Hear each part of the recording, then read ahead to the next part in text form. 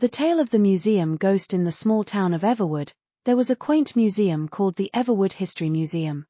It was filled with artifacts, paintings, and exhibits that told the story of the town's past. The museum was a popular place for both tourists and locals, especially children who loved to explore and learn about history. One rainy afternoon, a group of friends, Emma, Jack, and Lily, decided to visit the museum. They had heard rumors about a ghost that haunted the old building.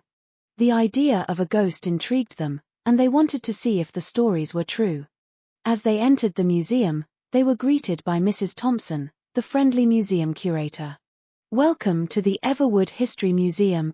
Feel free to explore and let me know if you have any questions," she said with a warm smile. "Thank you, Mrs. Thompson," Emma replied. "We will." The friends began their tour, starting with the ancient artifacts room. They saw old pottery, tools, and even a suit of armor. Jack, who loved knights and battles, was particularly fascinated by the armor. "I wish I could wear this and be a knight," he said, pretending to hold a sword. Next, they moved on to the painting gallery. The walls were lined with portraits of important figures from Everwood's history. Lily admired the beautiful dresses and elaborate hairstyles of the women in the paintings. "They look so elegant," she said. As they walked through the museum, they noticed a roped-off area with a sign that read, "Under renovation, do not enter." The friends exchanged curious glances. "Do you think the ghost might be in there?" Emma whispered. "Only one way to find out," Jack said with a grin. Ignoring the sign, the friends slipped under the rope and entered the dark, dusty room. It was filled with old furniture, covered in white sheets. The air was musty, and the room was dimly lit by a single, flickering light bulb. Suddenly, they heard a soft whisper. "Who's there?" a voice said. The friends froze, their hearts pounding. Did you hear that?" Lily stammered. "Maybe it's the ghost," Jack whispered back. They looked around the room, trying to find the source of the voice. In the corner, they saw a figure covered in a sheet. It moved slightly, and the friends gasped. Summoning all her courage, Emma stepped forward and gently lifted the sheet. To their surprise, they found a young girl, about their age, sitting on an old chair. She had long, wavy hair and wore a vintage dress. Her eyes were filled with curiosity and sadness. "Who are you?" Emma asked softly. "My name is Alice," the girl replied. "I used to live here a long time ago." "Are you a ghost?" Jack asked, his eyes wide. Alice nodded. "Yes, I am. I died many years ago, but I couldn't leave this place. I loved it here so much." "Why are you still here?" Lily asked. Alice sighed. "I have a task that I need to complete before I can move on. There's a hidden locket somewhere in the museum. It belonged to my mother, and I need to find it and return it to her portrait." "We'll help you find it," Emma said. "We can search the museum together."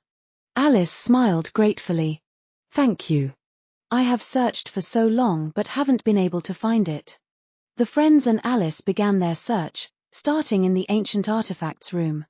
They looked through the pottery, tools, and even inside the suit of armor. Jack was disappointed to find no locket hidden within the armor.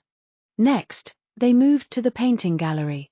Lily examined each portrait carefully, hoping to find a clue. "Look, there's a portrait of a woman wearing a locket," she said, pointing to a painting of a beautiful woman with a kind smile. "That's my mother," Alice said, her voice trembling with emotion. "The locket must be nearby." They searched the area around the portrait but found nothing. Just as they were about to give up, Jack noticed a small drawer at the bottom of the painting's frame. He pulled it open and found a small, golden locket inside. "We found it," Jack exclaimed, holding up the locket. Alice's eyes filled with tears. "Thank you so much.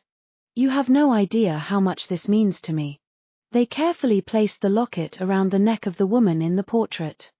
As they did, the room seemed to glow with a warm, golden light. Alice smiled, her spirit finally at peace.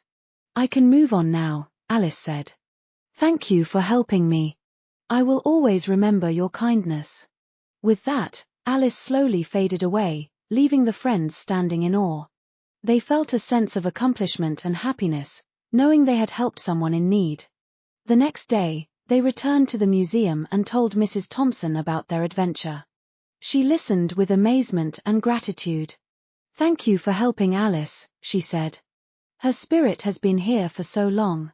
It's wonderful to know she can finally rest in peace."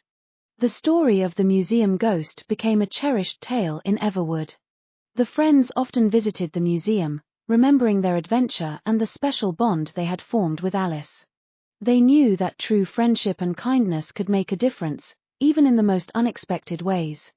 And so, the tale of the museum ghost lived on, reminding everyone of the power of friendship and the importance of helping those in need. The Everwood History Museum became a place of wonder and mystery, where the past and present came together in a beautiful harmony.